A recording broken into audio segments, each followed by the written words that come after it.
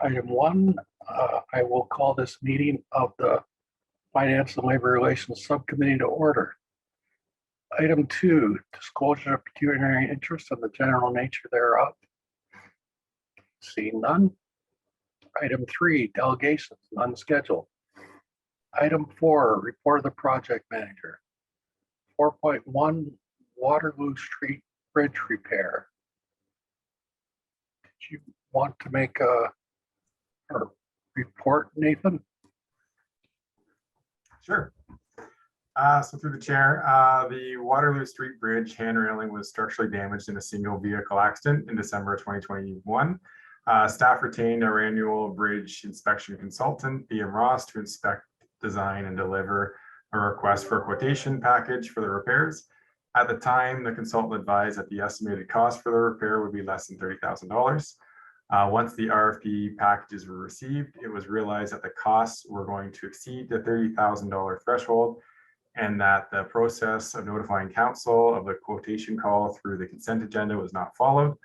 So therefore, the purpose of this report is to advise council that the competitive process was followed and that the repairs have been completed by McLean Taylor without issue. Okay. Could I get a mover for this item? Councilor Ritzma. Does anybody have any questions for Nathan? Seeing none, I'll call the question. All those in favor?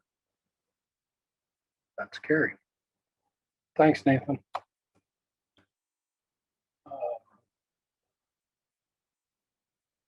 Could I, item 5, report of Director of Corporate Services.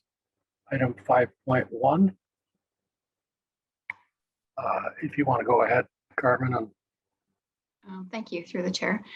This is another, so I'll say, in a bit of an unusual procurement process. It's one that we, instead of executing the city's regular RFP process, we are looking to follow the provincial pricing model that is offered through the province of Ontario's pricing, which allows for us to get significant discount on our monthly plans, as well as a significant hardware discount. So this report is just to advise council of that.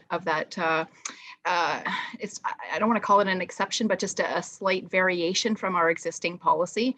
Once we do tackle the purchasing policy revisions at some point in the future, we'll look at building something like this in, because it does make financial sense to take on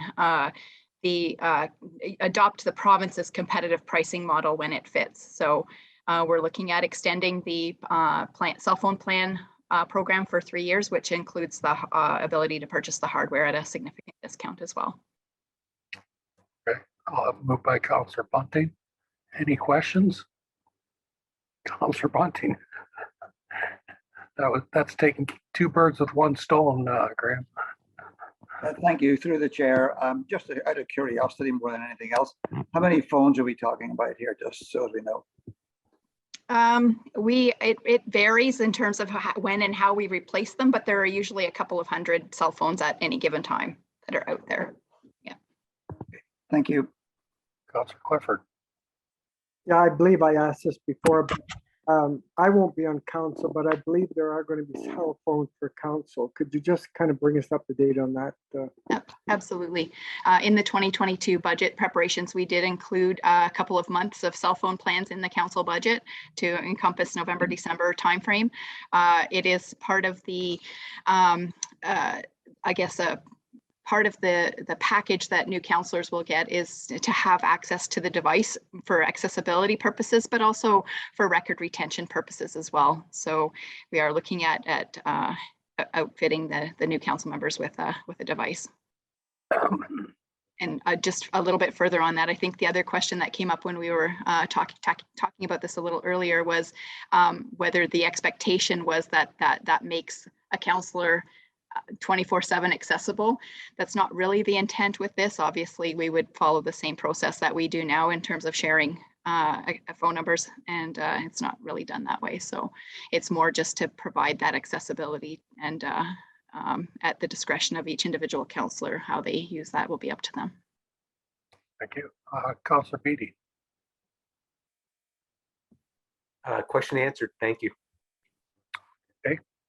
No other questions? I'll call the question. All those in favor?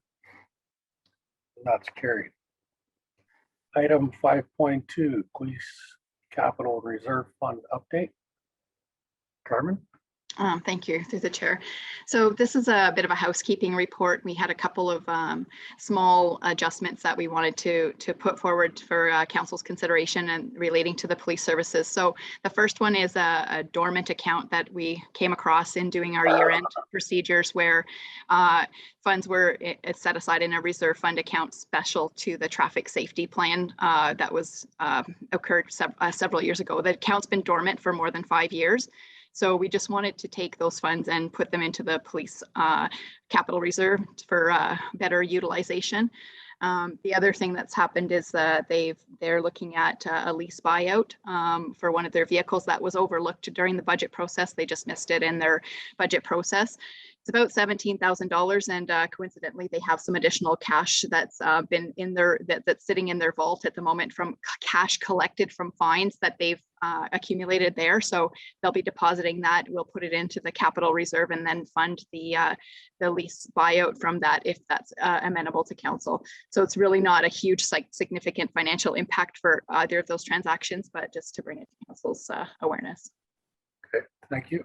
Can I get a mover? Councilor Clifford? Any questions on that?